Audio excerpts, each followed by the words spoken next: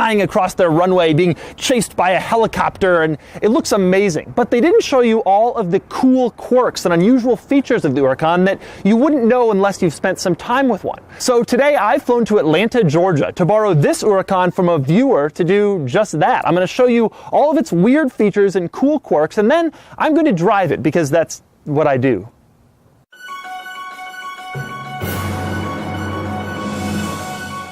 One of the most unusual quirks about the Huracan is something you don't notice right away, but over time you start to realize that everything about this car has 6 sides. You might think I'm exaggerating, but I am not. Everything on this car is 6-sided, is hexagonal. Let me show you. On the wheels, 1, 2, 3, 4, 5, 6. The door handle, 1, 2, 3, 4, 5, 6. There's 6 sides on the power mirror changer. There are 6 sides on the door handle. The AC vents, you guessed it, 6 sides. The sport button, yep, it's a hexagon. The red thing around the start-stop button, that would be 6 sides. And the silver thing around the red thing around the start-stop button, also 6 sides. There are little hexagons on the passenger side of the dashboard. And the rear grille is filled with all of these little tiny hexagons. So is the front grille. Even the airbag cover is a hexagon. Even the hole in the door for this extra door latch is a hexagon. That there is the hole with the rear view camera in it. A hexagon. Now the fuel door itself is circular, but this little thing you push, a hexagon. Let's talk about shifting it into reverse. So you don't just shift into reverse, this is a Lamborghini. Putting it into reverse has to be a cool experience. And indeed it is. It's not just a button, it's actually a lever. You pull back like you're in a fighter jet trying to get more altitude at speed. One of my favorite little quirks about the car is how you start it. Of course, there's a start button. Now in the Aventador, you have a little cover over the start button, you flip it up and then start it like a fighter jet. But people must have gotten tired of having to flip up that cover before they could start their Lamborghini. So in the Huracan, the cover is O-shaped. You don't have to flip it up, you can just press the start button through the cover. Or if you want, you can still flip it up. Either way, whatever's more comfortable for you. Also not normal, the turn signal and windshield wiper controls. There are no stalks protruding from the steering column in this car, so you don't bang your knees and so they don't get in the way of the paddles. Instead, the turn signals, the lights, and the wipers are all on the steering wheel. So when you're driving down the road, you can put on your turn signal, you can wash your window without ever having to even lift your hands from the steering wheel, which will come in handy if you're a serious driver on the racetrack and you don't want to lose focus. Speaking of the turn signals, turning them on and off is a little strange. You go left and right for the left and right signal, but then you push the button forward to cancel them. But look how good they look when they're on. Also found on the steering wheel is a sport button and a switch that toggles between a few other items in the gauge cluster, including a chronometer, the current time, and my personal favorite, maximum speed. Now also on the steering wheel is the bright light flashing. For the actual lights themselves, there's a switch panel behind the steering wheel with some very cool toggle switches. Those toggle switches carry through to the center of the car where you'll find the window switch, the front axle lifter, traction control, parking sensors, and the hazard lights. And there's also a blank switch which has no apparent function in any Huracan.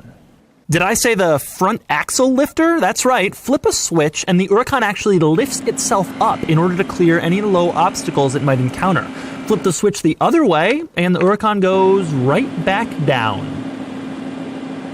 Speaking of those switches, inside the car you'll find a few things that are backwards, and the power window switch is one of them. Push it up, the window goes down. Pull it toward you, the window goes up. And it's not the only thing in the cabin that's backwards. Have you ever seen a sun visor that pulls towards you? No comment on the fact that it's roughly the same size as a television remote. Something else I've noticed, this is one of the strangest shaped windows I've ever seen. The car is like a wedge shape, but the window is like a deformed rectangle. If only it could have been a hexagon.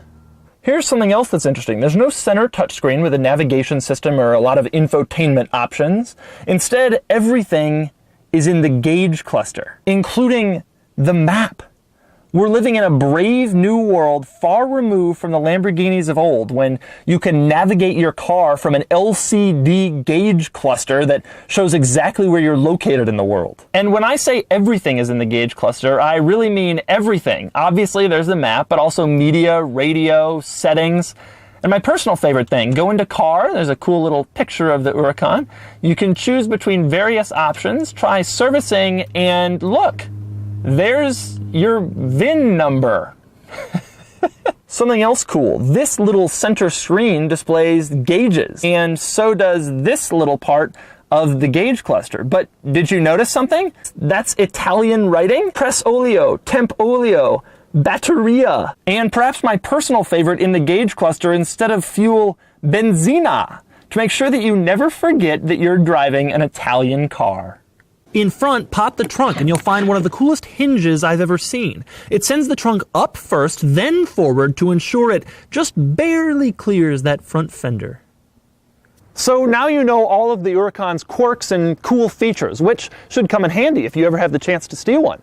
For more of my thoughts on the Huracan's quirks, click the link below to check out my column on autotrader.com/oversteer. You can also check out my column for some of my thoughts on the driving experience because, well, now it's time to drive it.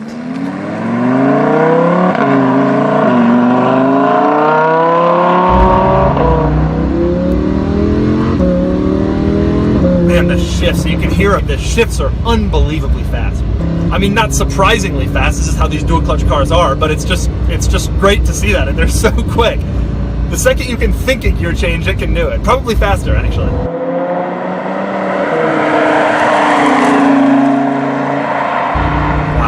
It's almost amazing. We're going low speeds here, but it's almost amazing how much instantly quicker the steering is.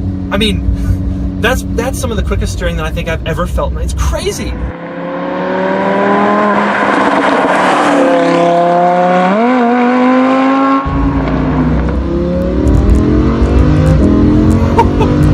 It's so quick and it's uninterrupted speed because of the transmission. It's almost like we're in an electric car. It just goes, and then when you're ready for the next gear, there's more go. There's no lag, there's no waiting for the next gear to show up.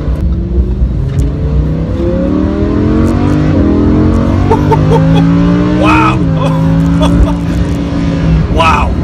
That was an on-ramp. That was pretty crazy.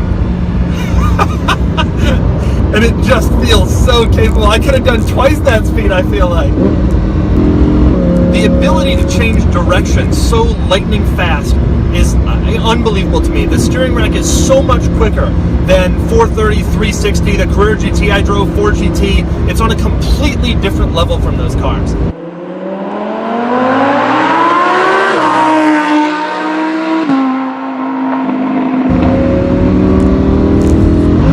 Wow. The transmission is quick, but it doesn't have to be smooth. It can really push you back.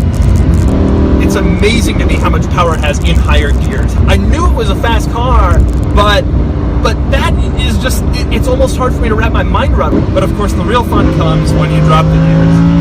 Oh, wow. That is a crazy, crazy acceleration. Crazy. It's unbelievable how much the rate of acceleration doesn't change as you accelerate more. It just continues to feel faster and faster as you go faster.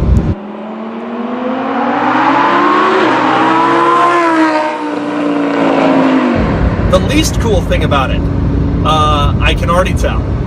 There's a 350Z behind me and he's coming up fast. And that's such as life with a bright orange Lamborghini. You just have to live out everybody else's fantasy. This isn't like the Italian cars of old though, where you know, you sit at a stoplight and maybe the heat starts to run off. When we're sitting at a stoplight here, there's no rumbling. It doesn't feel, there's nothing rattling. It doesn't feel like the car has been poorly put together. We're just sitting here, everything's exactly as it should be, like as if we're in some sort of German car, which one could argue this kind of is.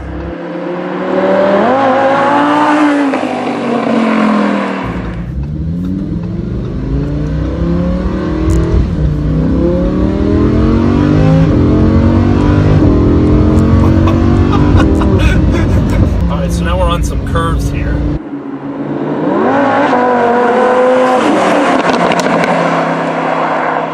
I I feel like I can do anything. I feel like a superhuman in this car. I really feel like I can put it anywhere and go anywhere with it. It's incredible.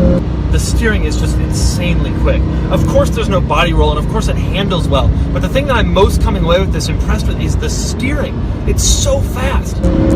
This might be the most tossable car that I've ever driven, even though it's a Lamborghini. I already feel so confident in the car. I know exactly where its front and end are. I know exactly what it can do. It's tremendous how quickly, I've only been driving the thing 20 minutes. It's amazing how quickly I've already sort of grown accustomed to it, and how quickly I feel confident in what I can do when I'm in it. It's sort of like I have become the car, and I know exactly where the corners are and what I'm capable of. Wow. Wow.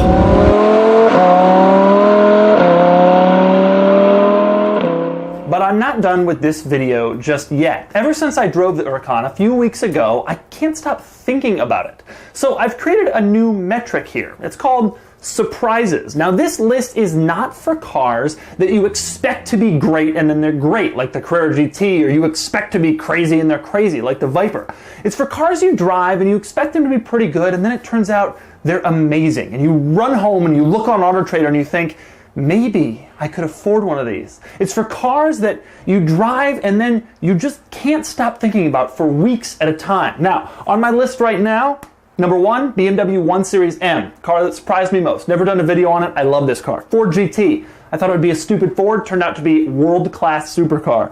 Cayman GT4. Amazing surprise. Awesome car.